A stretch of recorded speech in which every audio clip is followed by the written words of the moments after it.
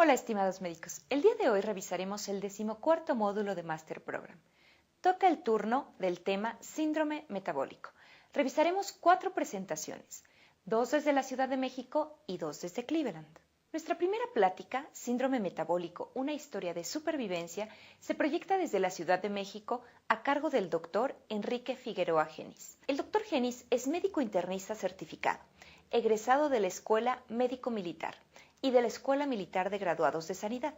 Tiene un posgrado en diabetes en el Instituto de Nutrición Salvador Subirán. Es jefe del Servicio de Endocrinología del Hospital Central Militar, así como jefe del curso de especialidad y residencia en Medicina Interna en la Escuela Militar de Graduados de Sanidad. Vamos a ver su plática. Hola, soy el doctor Enrique Figueroa Genis, médico internista y con posgrado en diabetes. El día de hoy vamos a hablar sobre el síndrome metabólico. Hablar del síndrome metabólico es prácticamente estar hablando de la historia del hombre desde que está en la faz de la Tierra. Bastantes años tuvieron que pasar para que el hombre tuviera que luchar por sobrevivir. Un proceso de adaptación que ha sido crónico y ha existido desde siempre. Por eso es que podemos decir que el síndrome metabólico no es otra cosa más que una historia de supervivencia. Dicho de esa manera, sabemos que el hombre, desde que existe en la prehistoria, ha tratado de sobrevivir, de adaptarse. Y así ha tenido que luchar contra sus depredadores, ha tenido que buscar las formas de alimentarse, así conoció la agricultura, conoció el fuego y desde luego también aprendió a protegerse del medio ambiente.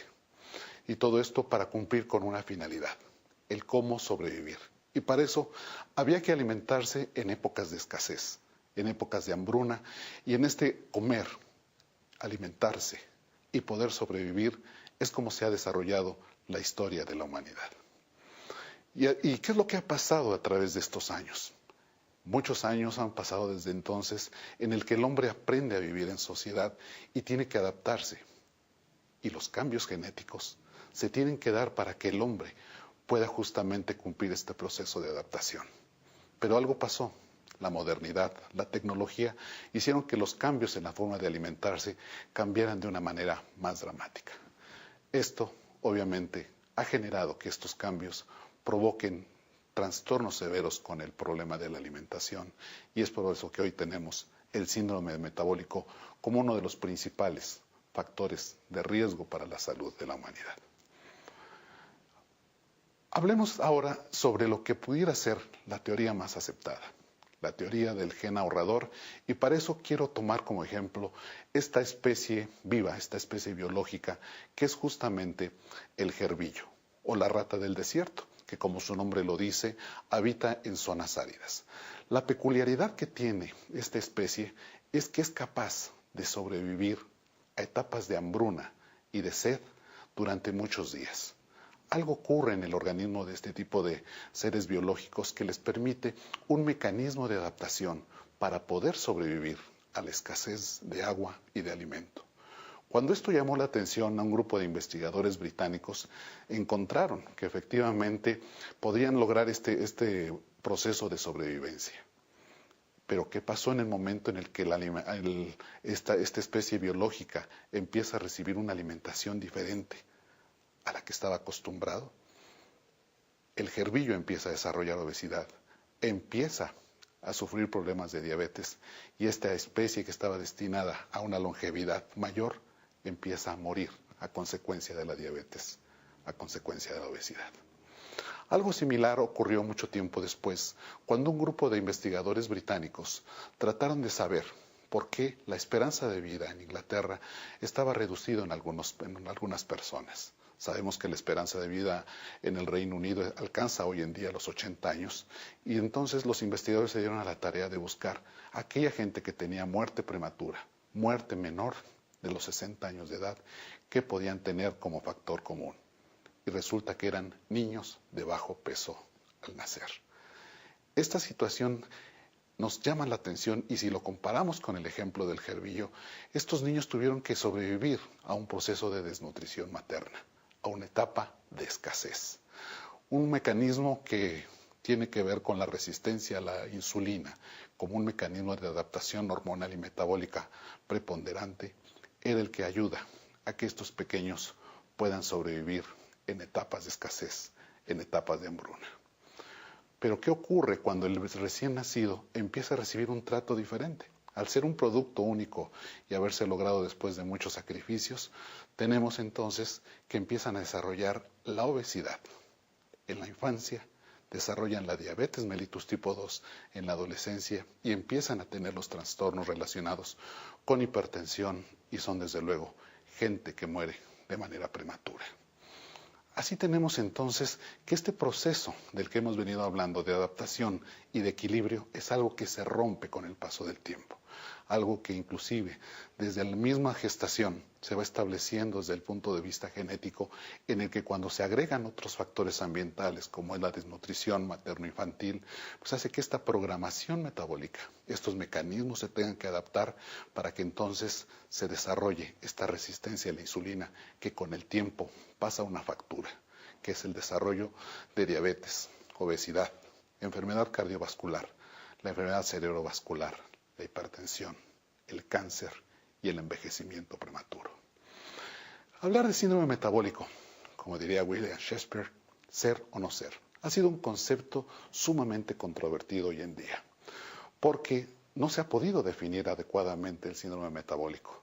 Las diferentes variables han sufrido diferentes cambios y ha habido el intento de desacreditar esto como una entidad médica. Sin embargo, existe el síndrome metabólico y esta es una historia en la cual nosotros pudiéramos definir hoy en día como a la conjunción de varias enfermedades o factores de riesgo en un mismo individuo que aumentan su probabilidad de padecer una enfermedad cardiovascular o diabetes mellitus. Hoy en día, esta es la definición más aceptada, aunque sabemos que será y seguirá siendo motivo de controversia. Las primeras descripciones de este síndrome metabólico empezaron desde hace muchos años. Prácticamente arranca el siglo XX y en 1920 se habla de la asociación que existe entre la diabetes mellitus, la hipertensión arterial y la dislipidemia. Tiempo después, en 1923, Kaelin muestra también esta asociación entre hipertensión y hiperglucemia y le agrega el factor de la hiperuricemia. Es hasta los años 40 donde aparece el gran protagonista. Se habla ya de una asociación con obesidad androide, diabetes, dislipidemia y aterosclerosis. Y es hasta los años 60 cuando Crepaldi y Avogadro empiezan a acuñar el término de síndrome plurimetabólico, ya que ubican en este sentido la hiperlipidemia esencial, la obesidad, la diabetes con isquemia coronaria y la hipertensión arterial. En 1968 aparece el componente hepático del síndrome metabólico, el hígado graso que acompaña a la obesidad y a la arteriosclerosis. Pero es justamente, prácticamente en los años 60, cuando empiezan ya a integrarse varias entidades que llaman la atención porque pudiera ser que tuvieran un mecanismo productor. Y es justamente hasta 1988 cuando el doctor Gerald Rivent denomina al síndrome X, en el cual la resistencia a la insulina constituía el principal mecanismo fisiopatológico básico de esta entidad. Los componentes originales del síndrome X del Dr. Rivent eran resistencia a la insulina, y esto expresado mediante una resistencia a la captación de glucosa mediada por insulina, intolerancia a la glucosa, hiperinsulinemia, aumento en los triglicéridos y una disminución del colesterol del tipo HDL, además de la hipertensión arterial. Entonces estábamos ya encajonando todas estas entidades que habían sido motivo de asociación clínica a encontrarle un mecanismo fisiopatológico que explicara todas ellas. La resistencia a la insulina parecía ser una buena explicación. Ahora, esta condición en donde la obesidad abdominal va generando la aparición de diferentes entidades, principalmente la diabetes mellitus por un lado, la hipertensión arterial por otro lado y el componente lipídico, básicamente elevación de triglicéridos y disminución de lipoproteínas de alta densidad, a todas estas entidades es este cuarteto al que se le denomina hoy en día síndrome metabólico. Hoy por hoy, junto al tabaquismo, cuando se llega a agregar, constituye la principal causa de enfermedades cardiovasculares en el mundo. Desde luego la más importante, la cardiopatía isquémica, y hoy en día constituye la principal causa de muerte en nuestros días. El doctor Kaplan, el doctor de Fronzo y el doctor Ferranini, viendo justamente esta asociación del cuarteto del síndrome metabólico, dieron en la nominación del cuarteto de la muerte, hablando justamente de esta situación apocalíptica de estos 4 integrantes principales del síndrome. Tenemos entonces que esto del síndrome metabólico, que aparentemente es un concepto reciente de 25 años, está estudiado desde hace más de un siglo, y la historia fisiopatológica, desde luego, tiene que ver desde que el hombre habita en la faz de la Tierra.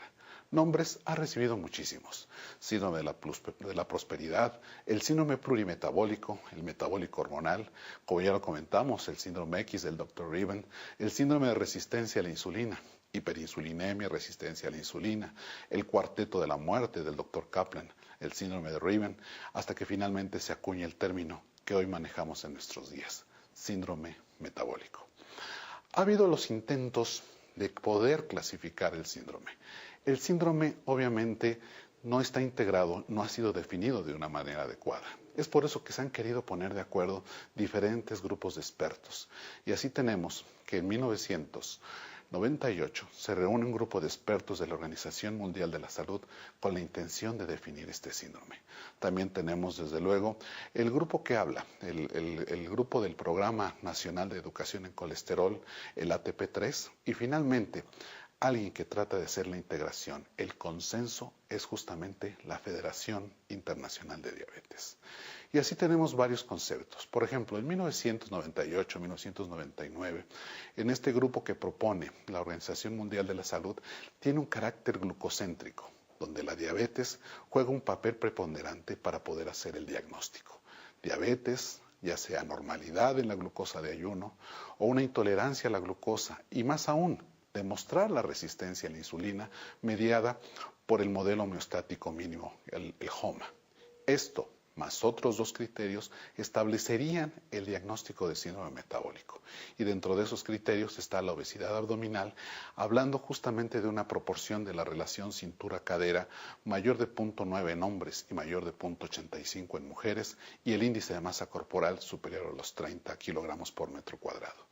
Esto agregándose triglicéridos de más de 150 o más, con lipoproteínas de alta densidad menor de 40 en hombres, menor de 50 en mujeres, la tensión arterial de 140 a 90 o más, y el factor de la microalbuminuria. Esto lo propuso la Organización Mundial de la Salud y tuvo muchas connotaciones negativas, ya que había que demostrar la resistencia a la insulina, había que estar haciendo las mediciones de microalbuminuria, y eso le daba un sentido clínico poco práctico.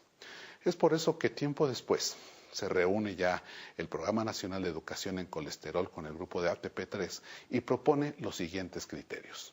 Ya se habla ahora de una circunferencia de cintura más que de una relación cintura-cadera. Cuando más de 102 centímetros ocurre en hombre y más de 88 centímetros en mujeres, es un criterio de síndrome metabólico. Los triglicéridos es un criterio que siempre se ha mantenido igual o mayor de 150 miligramos por decilitro. Como criterio independiente, los niveles de lipoproteínas de alta densidad, la presión arterial cuando se rebasa 130-85 y una glucemia plasmática igual o mayor a 110 miligramos por decilitro. Cabe decir que 2 años después, el grupo que corresponde a la Asociación Americana de Diabetes, al corregir los valores de una glucemia de ayuno alterada, motiva a que este criterio ya no sea 110 el punto de corte, sino 100 miligramos por decilitro. Y finalmente, el grupo que propone la Federación Internacional de Diabetes, ya se habla aquí ya de un ajuste en el perímetro abdominal, el cual se tiene que ajustar justamente al grupo étnico. El nivel de triglicéridos, lipoproteínas de alta densidad, tensión arterial y glucemia prácticamente se mantienen igual, y con 3 criterios o más se hace el diagnóstico de síndrome metabólico. Ahora bien, Este ajuste que se hace hacia el perímetro abdominal tiene que depender de la región geográfica a nivel mundial.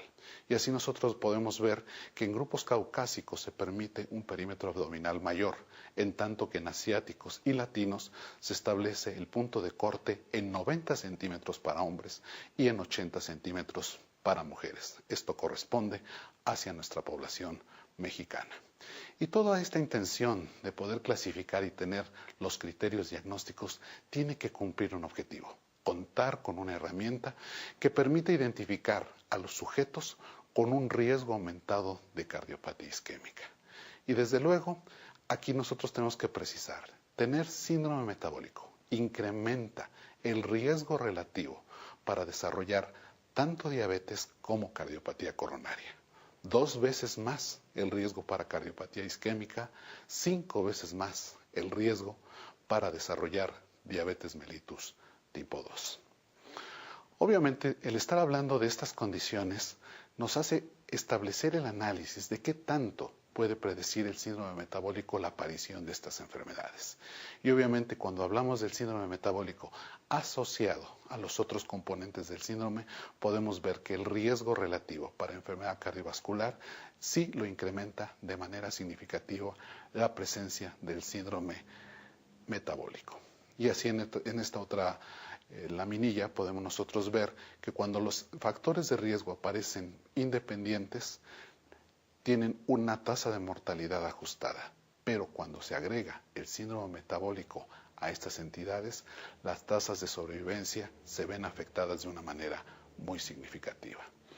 Ahora, cuando nosotros tenemos que hablar de esta adaptación del síndrome metabólico y queremos al mismo tiempo analizar los factores de riesgo independientes, como los demostraron algunos estudios que veremos a continuación, podemos ver que en la medida en la que se incrementa el índice de masa corporal, aumenta el riesgo de desarrollar algunas entidades como la hipertensión y la dislipidemia. A mayor obesidad se incrementa el riesgo relativo de desarrollar hipertensión y dislipidemia. O como los estudios de Framing, en donde inclusive se toman en consideración 2 factores que no toman en cuenta los criterios del síndrome metabólico, como lo es el tabaquismo o la determinación de las apoproteínas. Y aquí nosotros podemos ver en esta laminilla que cuando hablamos de factores independientes, el riesgo de desarrollar enfermedad de la cardiopatía isquémica tiene una prevalencia tal, pero conforme se van incrementando los diferentes factores, el riesgo de desarrollar la cardiopatía isquémica se van incrementando de manera importante. Aquí, por ejemplo, podemos ver que cuando la diabetes mellitus y la hipertensión se manejan por separado, el riesgo relativo de desarrollar un infarto agudo del miocardio está entre 2.4, 1.9 y 3.3 veces más, sobre todo cuando se tiene la presencia de apoproteína B. Pero si nosotros sumamos el 1 con el 2 y el 3, este riesgo relativo puede incrementarse a 13. Y cuando agregamos, si ustedes se fijan, obesidad, el riesgo se puede elevar hasta 68.5 veces más. Todos ellos en conjunto se incrementan de manera importante. Por lo tanto, podemos concluir que el síndrome metabólico es un grupo de factores de riesgo que contribuyen a incrementar el riesgo de enfermedad cardiovascular y de diabetes mellitus. Es un concepto que nos debe de quedar muy claros como médicos. Si bien existen controversias en cuanto a definiciones, lo que nos debe de quedar muy claro que si nosotros identificamos cualquier integrante del síndrome metabólico, estamos obligados a buscar al resto del grupo. Esa es una situación clínica que nos debe de marcar como médicos en todo nuestro quehacer. Sabemos entonces también que la resistencia a la insulina puede ser un contribuyente del síndrome metabólico y de muchos otros componentes del síndrome metabólico. Es quizás el mecanismo fisiopatológico más importante, sin excluir que hoy en día se hablan ya de estados inflamatorios crónicos y también cierta predisposición al desarrollo de algunas neoplasias. Y también es una conclusión muy importante, saber que si nosotros damos un tratamiento de estos múltiples componentes del síndrome, esto se va a ver reflejado en una reducción potente y sustancial del riesgo de la enfermedad cardiovascular. Ahora, nuestra reflexión final, con todo lo que hemos platicado hasta ahorita y en esta historia, desde que el hombre apareció en la faz de la tierra, ha sido una lucha por la sobrevivencia. El hombre ha luchado por sobrevivir, ha tenido que adaptarse y para eso su situación genética ha tenido que sufrir algunos cambios.